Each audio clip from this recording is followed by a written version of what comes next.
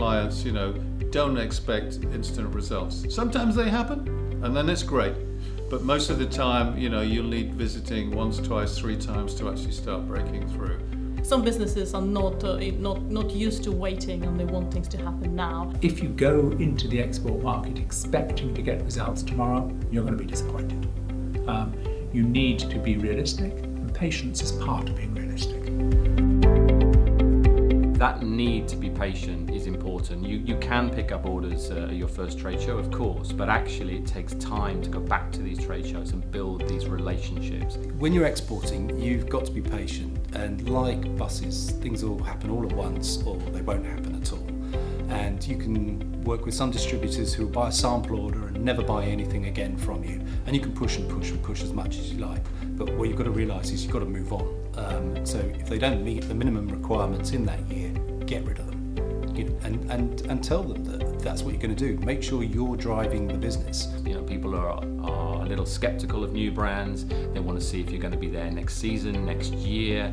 They've got to make an incredible investment themselves into a new brand. They don't want to do that if you're not going to be around in the next year. So it's sort of on both sides in terms of why it happens like this, I believe. For me, if there is a pipeline, if I go out there and I see real clients, if I see a process and conversations that are happening, I will wait. If I get a lot of paperwork with a lot of big numbers in the top and very few meetings at the bottom, I will typically try and reconsider this region. If you, say for example, wanted to tackle Asia, you can't expect to have 1 year having a good go at it and something coming out of it. It's a longer burn than that. So you have to invest in trips, you have to invest in making connections, to understanding that market, and then gradually over time that will get bigger and bigger.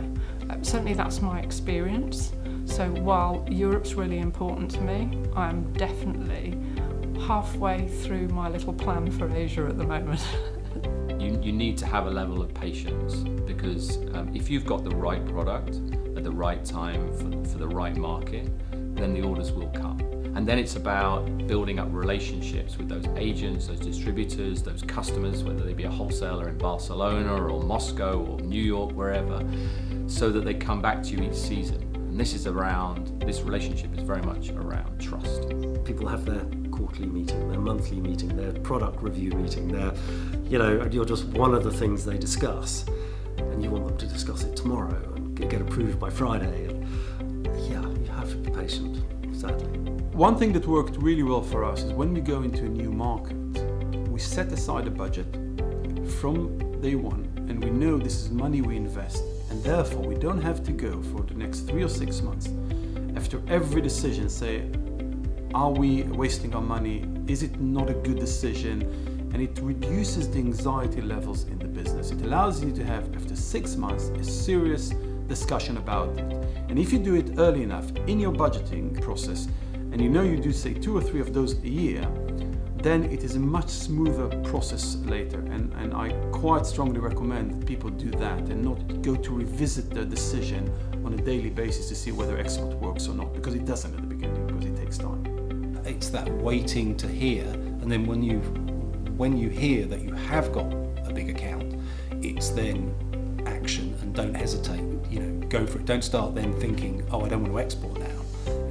You've got to deliver.